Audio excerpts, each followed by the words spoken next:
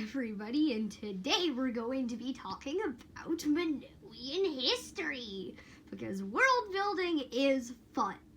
Well, and also because I had to do this for a graded assignment in school, but that doesn't really matter all that much right now. But either way, before we get into any of the complex Minoan history stuff, we have to talk about the spirits. You know, the spirits. Those overpowered immortal jerks who keep ruining everybody's lives. Well, basically, one day, Faith, who is the only one of the spirits who hasn't intentionally screwed someone over at some point, decided that, hey, all of the other spirits are being jerks. So she went off to go find someplace where they couldn't bother her. And she did. Earth.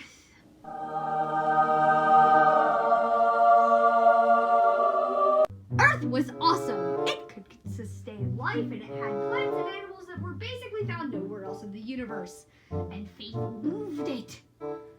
But of course, the other spirits found out about this, and they were jealous, and a bunch of other stuff happened, and at the end of it, Faith forced all of them out, so they all went off to find some other planet that was capable of sustaining life.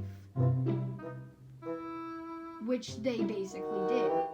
I mean, it didn't actually sustain life. They had to use their magical powers, but close enough. And then they all started having babies.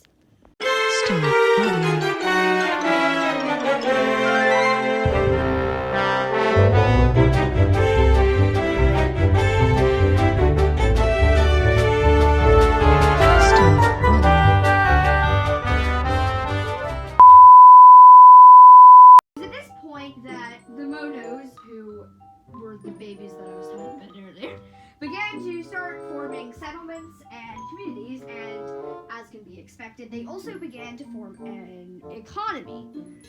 Unfortunately, this economy was not really that good.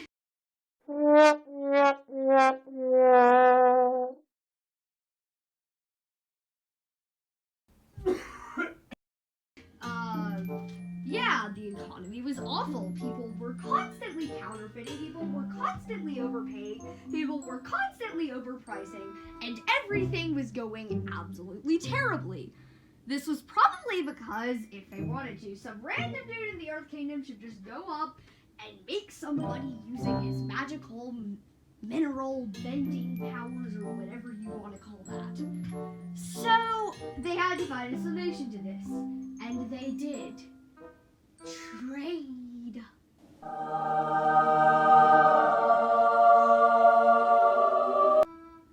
So things just kind of started working out well for them. The economy was pretty good, and everybody was happy for a while, but of course, as you all know from my age of really awful YouTube videos that I was making 2 years ago whenever I was immature and didn't know anything decent about story writing, you'll know that around this point in time, Tigris, aka the biggest jerk to ever exist besides maybe some other people. Actually, I'm not really sure what. It really depends on your definition of jerk, but we're getting off topic. Basically, at this point is when Tigris got on the throne.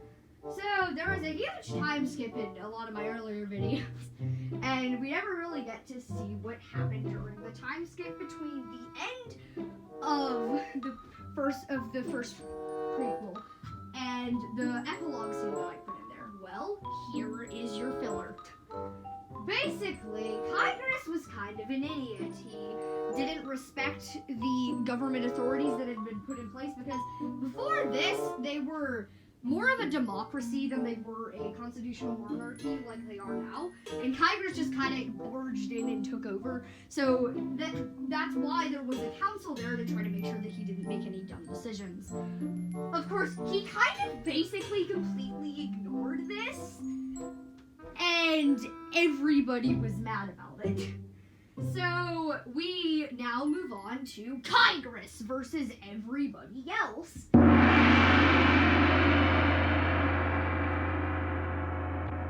Because, I mean, there were barely any people who actually supported him, including his own children. Because they decided that somebody had to stand up for the people, so it led them into a couple against their dad with everybody else. Kygris lost this, and at the end of it, it led to a bunch of the kingdoms splitting off, and also Kygris got publicly executed. Yeah. Yes. So basically, it's at this point that we have Obsidian's reign that takes place shortly after this, because I mean, Kygris doesn't appear at all during there. And well, we all know that this was probably a bad thing, because again, Obsidian was very evil. Well, I mean, unless you count the fact that she did have her soul taken, and she is literally now unable to feel any emotions other than anger, which is the emotion that she was experiencing whenever she lost her ability to feel any other emotions. So this leads to all of the living heirs to the Love Kingdom being either murdered or imprisoned, or something happened. And, I mean, technically, Affectionate and Revellon were still alive, but they were in too bad of a state to really be the rulers, because considering the fact that they were both kind of stuck in magical memory erase sleep. And well, this leads to the Love Kingdom basically not having anybody to lead it, which leads to them just being like, well, we had a democracy before, how about we just do it now? Surprise, surprise, this actually turned out really awfully. This is one of the few times that you're starting to notice a trend here, that if somebody just decides to install a new form of government, it's going to turn out badly. Like, there needs to be a societal agreement on this, which is why this really didn't turn out well, because everybody's like, well, who's gonna lead us? Even if we do have a democracy, how are we going to decide? I mean, I guess we could vote on it, but like, how would we decide who's going to be voted for? And this leads to a bunch of arguing and stuff, and eventually, the Love Kingdom just kind of tears itself in half. Leads to most of the people in the Love Kingdom just kind of casually joining the other kingdoms. So now the Love Kingdom is completely non-existent. And we kind of have to talk about something else now, so let's talk about education for the Modos. And so if you're a Modo, schooling begins at the age of 5 and it ends at the age of 12, because that is around the time when Modos go into adolescence. They age differently than humans do, so yeah. And so the basic curriculum is, so you have to learn basic math, basic reading in several different scripts, as well as basic Minoan history, and also basic science. Battle training is also another thing that's very important, and language is something that they also put an emphasis on. You're required to learn English, which is the main human language that the Modos are speaking now modernly, as well as Minoan, and 3 other human languages of the Modo in question's choice, of the student's choice. There are plenty of other things that they have to offer in education, as well as learning musical instruments, learning certain artistic skills, and basically what you would expect from a regular human school here. They have pretty much everything, except for technology classes, because Minoan technology just really isn't that advanced, although basic engineering classes are offered, but like not anything too complex, because they are completely baffled by certain human things, because they have not had very much time to technologically advance compared to the humans have.